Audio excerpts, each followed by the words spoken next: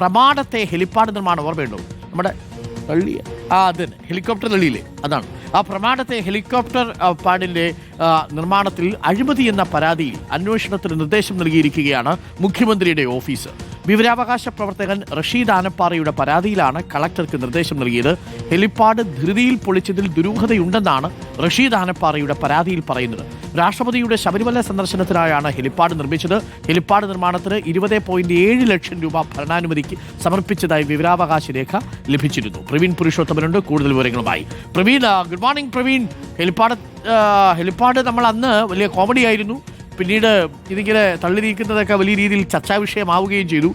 ഇത് തള്ള് ഹെലികോപ്റ്റർ മാത്രമല്ല, ഈ ഹെലിപ്പാഡ് നിർമ്മിച്ചതിലും ഒരു തള്ളുണ്ട് എന്നാണോ മനസ്സിലാക്കുന്നത് പ്രവീൺ?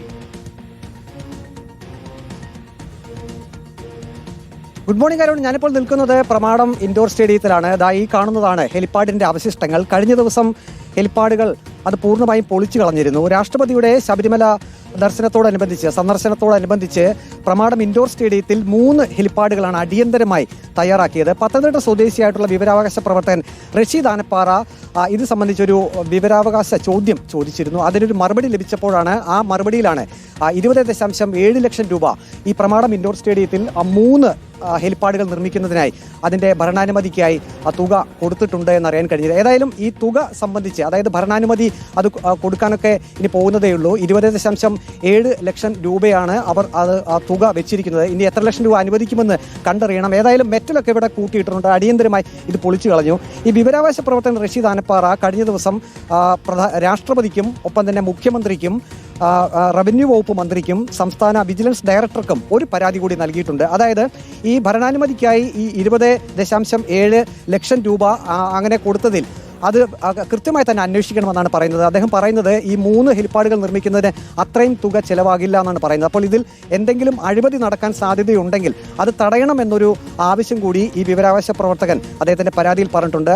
അത് മുഖ്യമന്ത്രിയുടെ ഓഫീസിലേക്കാണ് പരാതി അയച്ചത്. ഇപ്പോൾ മുഖ്യമന്ത്രിയുടെ ഓഫീസിൽ നിന്നും കളക്ടർക്ക് ഒരു നിർദ്ദേശം പോയിട്ടുണ്ട്. ഈ 3 ഹെലിപ്പാഡുകൾ നിർമ്മിച്ചത് സംബന്ധിച്ചുള്ള അന്വേഷണം നടത്തണം. അതിൻ്റെ തുടർ നടപടികൾ, ഈ പരാതിയിന്മേൽ തുടർ നടപടികൾ എടുക്കണമെന്നാണ് പറയുന്നത്. ഇപ്പോൾ ഇവിടെ ഒരു പന്തൽ നിർമ്മാണമൊക്കെ നടക്കുന്നുണ്ട്. അത് രാഷ്ട്രപതിക്കായി തയ്യാറാക്കിയ ഒരു ഹെലിപ്പാഡ് നിന്ന സ്ഥലത്താണ് ഈ പന്തൽ തയ്യാറാക്കുന്നത്. അത് കോന്നി ഫെസ്റ്റ് എന്നൊരു പരിപാടിക്കായാണ് അത് തയ്യാറാക്കുന്നത്. ഏതായാലും ഈ ഹെലിപ്പാഡ് നിന്ന സ്ഥലത്ത് ഇപ്പോൾ അത് പൂർണ്ണമായും പൊളിച്ചു മാറ്റി മെറ്റൽ കൂന മാത്രമാണ് ഉള്ളത്. ഏതായാലും വിശദമായിട്ടുള്ള ഒരു അന്വേഷണം ഈ ഒരു പരാതിയിന്മേൽ നടത്തണമെന്നാണ് ഇപ്പോൾ മുഖ്യമന്ത്രിയുടെ ഓഫീസ് പറഞ്ഞിരിക്കുന്നത്. പൊളിച്ചു മാറ്റിയത് ഒന്നുകൂടി ഒന്ന് കാണിക്കാമോ പ്രവീൺ? പൊളിച്ചു മാറ്റിയ സാധനങ്ങൾ കിടക്കുന്നത് പ്രേക്ഷകരൊന്ന് കണ്ടോട്ടെ. 20 ലക്ഷം രൂപയുടെ മുതലാണ് ആ കിടക്കുന്നത്. പ്രേക്ഷകർക്ക് കാണാം ആ പൊളിച്ചു മാറ്റിയ നമ്മുടെ ഈ ഹെലിപ്പാഡിന്റെ ഭാഗം. ഒന്നുകൂടി ഒന്ന് കാണിച്ചാട്ടെ. അതൊന്ന് കാണിച്ചു. ആ കൂമ്പാരമായി കിടക്കുന്നത് അരുൺ, ഞാൻ നേരത്തെ പറഞ്ഞതുപോലെ തന്നെ വെറും മെറ്റൽ കൂനയാണ്.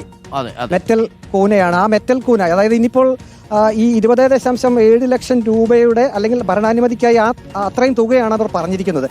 അപ്പോൾ ആ മെറ്റൽ, ഈ അവശിഷ്ടങ്ങളൊക്കെ ഇനി എന്ത് ചെയ്യും എന്നുള്ളത് മറ്റൊരു ചോദ്യമാണ്. ഇത് കരാറുകാരൻ ഇനി തിരിച്ചെടുത്തുകൊണ്ട് പോകുമോ, അതോ ഈ തുക മുടക്കുന്നവരുടെ തന്നെ സ്വന്തമായിട്ടുള്ളതാണോ, അവരുടെ മുതൽ തന്നെയാണോ എന്നുള്ള ഒരു കൺഫ്യൂഷനൊക്കെ ഉണ്ട്. ഏതായാലും കൂന പോലെ തന്നെ മെറ്റൽ ഇവിടെ കിടക്കുകയാണ്. ഇവിടെയാണ് രാഷ്ട്രപതി ഹെലികോപ്റ്ററിൽ വന്നിറങ്ങുകയും പിന്നീട് കണ്ടതാണ്. ഹെലിപ്പാഡ് നിർമ്മാണത്തിൽ ആ 20 ലക്ഷം രൂപ പോയതിലുമല്ല, അതിനകത്ത് നിന്ന് ചില ആളുകൾ അടിച്ചു മാറ്റിയോ എന്നുള്ളതാണ് ഒരു സംശയമുള്ളത്. ഹെലികോപ്റ്റർ തള്ളുന്നത് പ്രേക്ഷകർ കണ്ടു. ഈ ഹെലിപ്പാഡ് നിർമ്മിക്കുന്നതിനകത്തും ഒരു തള്ള് ഉണ്ടായിട്ടുണ്ട് എന്നുള്ളതാണ് ഇപ്പോൾ വന്നിരിക്കുന്ന പരാതി. നമ്മൾ സാധാരണ ഈ പ്രമാദം എന്ന സ്ഥലത്ത് പറയുമ്പോഴേ പ്രമാദം എന്ന വാക്ക് നമ്മൾ പലപ്പോഴും തെറ്റായിട്ട് ഉപയോഗിക്കുന്നൊരു വാക്കാണ് പ്രമാദം.